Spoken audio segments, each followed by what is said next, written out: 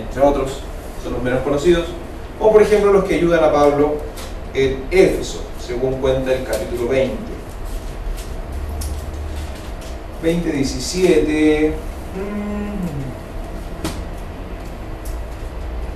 Despedir a los presbíteros de Éfeso. Desde Mileto mandó Pablo llamar a los presbíteros de la iglesia de Éfeso. Cuando llegaron ante él les dijo: sabéis bien cómo me he comportado siempre con vosotros, desde el primer día en que entré en Asia, sirviendo al Señor con toda humildad y lágrimas, y aceptando las pruebas que me vinieron por la acechanza de los judíos. Y bueno, y luego sigue la despedida. Hay una referencia aquí, a ver si nos sirve.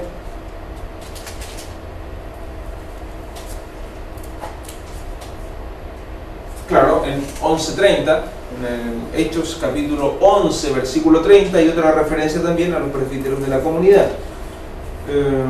Así lo hicieron, dice el versículo 30 del capítulo 11, se los enviaron a los presbíteros por medio de Bernabé y de Saulo.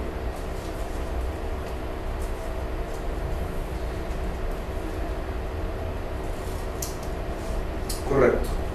Los presbíteros. Entonces son... los presbíteros siempre se mencionan en plural. Es un detalle interesante. No es el presbítero que hace tal o cual cosa, no es el presbítero que tiene tal o cual visión, como lo vivimos hoy día, al menos en la Iglesia Católica, sino que siempre son los presbíteros, siempre es en comunidad. Prueba de ello, y prueba no solo de esto de los presbíteros, sino que esto, y además la participación de los 7, de los 12, de estos ministerios comunitarios, es el Concilio de Jerusalén que vimos con mayor detalle en algunas clases. Ejemplo de servicio, organización y elección de representantes y de acuerdos. El que haya un ministerio comunitario en la iglesia es me parece a mí, es en definitiva una llamada de atención a cómo estamos viviendo nuestros ministerios en la actualidad en la iglesia. Demasiado individualistas, demasiado personalistas, está bien, hay que fijarse en el individuo, hay que tomar en cuenta a la persona, obvio, pero a la hora de ejercer un ministerio, a la hora de estar al servicio de la comunidad, también hay que hacerlo desde la comunidad y respetar, por supuesto, esa comunidad. Es lamentable, no en todas partes, pero lamentablemente, al menos de donde yo vengo, es más o menos generalizada la práctica en que lo que dice el padre, el párroco, el director del colegio, no sé, en el puesto que esté el sacerdote, el presbítero, según el entender de hoy, eso es ley, y muchas veces es una ley más obedecida que la misma ley de Dios que está expuesta en la Sagrada Escritura. Es que el padre dijo, o es que el padre no dijo, o es que el padre dio permiso, ¿no?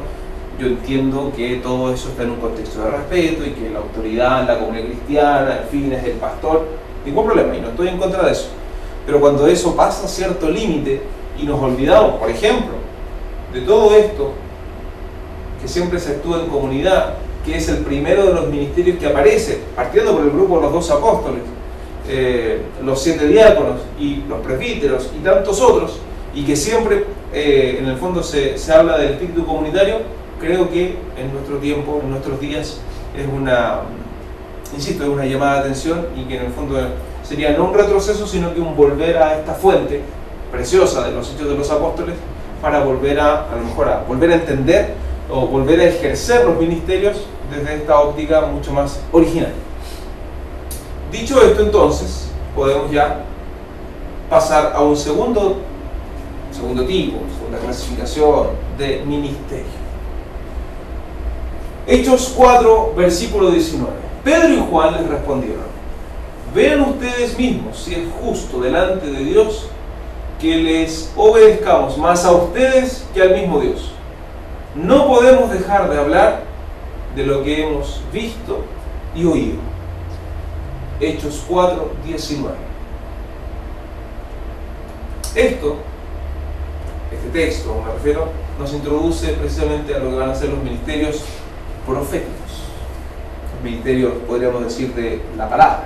Todo lo que tenga que ver con la palabra de Dios. Esto está en el contexto de que los judíos, el Sanedrín, les dice: nosotros les prohibimos hablar en el nombre de ese hombre, de Jesús.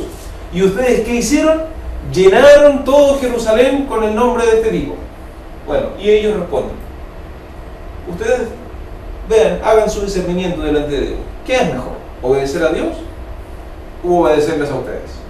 Nosotros no podemos callarnos esta buena noticia. No. Va, en el fondo, objeción de conciencia. Va contra mis principios, va contra mis valores, va contra mi conciencia el quedarme callado. Tengo que profetizar.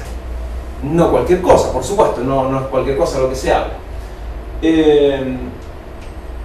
Una frase, si quieren ustedes, emblemática, de estas frases sacadas del bronce: la iglesia se cimenta sobre los apóstoles y profetas. El profeta, si quieren ustedes, aquí se me fue, tendría que haberlo puesto con mayúscula. El profeta poderoso en obras y palabras, según lo dice el mismo Lucas, Jesucristo. Al final del Evangelio de Lucas, el relato o el episodio con los discípulos de Emaús, eres tú el único que no sabe lo que ha pasado en estos días. ¿Qué cosa? Lo de Jesús de Nazaret, un profeta poderoso en obras y palabras, como nuestros jefes, en fin, etcétera, como sigue el texto. Ser profeta, y lo hemos visto con algunos de ustedes y los que ya estudiaron el ramo de profetas, seguramente lo recordarán. Ser profeta no es una gracia, no es muy agradable, por así decirlo, en la práctica, en la experiencia de vida, sino que es más bien penoso y además penado. Es decir, el profeta lo pasa mal, porque no solamente porque tiene que enfrentarse a muchas cosas internas en la relación con Dios, sino que además es perseguido, es penado. En el fondo, ser profeta es sinónimo de persecución, de sufrimiento, de dolor, muchas veces de martirio. El mismo Jesús lo dice: ustedes son hipócritas, sus padres mataron a los profetas, los sepulcros de los profetas están entre ustedes, y ustedes en el fondo conmigo quieren hacer lo mismo, dice en otra ocasión. Bueno, ser profeta es peligroso, es temido, se es reprimido, se es acallado. Y sin embargo, recién el texto que nos iluminaba, que nos introducía, dice: nosotros no nos podemos callar, no podemos callar lo que hemos visto y oído. Por lo tanto, claramente aquí hay una veta profética, en el más puro estilo del profetismo bíblico. No solo porque son discípulos de Jesús, que es el profeta, y que incluso dentro del pueblo es reconocido así. Muchos se preguntan: ¿no será este el profeta? ¿O será este Elías, el profeta que tiene que venir antes que venga el Cristo? Y los discípulos lo reconocen como el profeta. Bueno, ellos mismos, conociendo, acogiendo, internalizando, si quieren ustedes, la buena noticia, no se pueden callar, tienen que hablar. Y hablar no es solamente predicar la palabra de Dios o empezar a hablar en favor de Jesús, por decirlo de algún modo, sino que el ser profeta, lo sabemos bien, es estar tan metido en la cultura, en la sociedad, en la religión, en todo lo que significa el pueblo, que en el fondo es capaz de también ir leyendo, interpretando la historia y poder dar un mensaje en la historia. Dicho de otra manera, el profeta que anuncia la palabra de Dios, pero que anuncia la injusticia, que en el fondo es capaz de aplicar el mensaje a la realidad que vive. Eso es propio no solo de la primera comunidad cristiana, eso es propio del cristianismo, de la iglesia, de los discípulos de Jesús. Y si notamos que ya no nos es tan propio, otro tirón de orejas.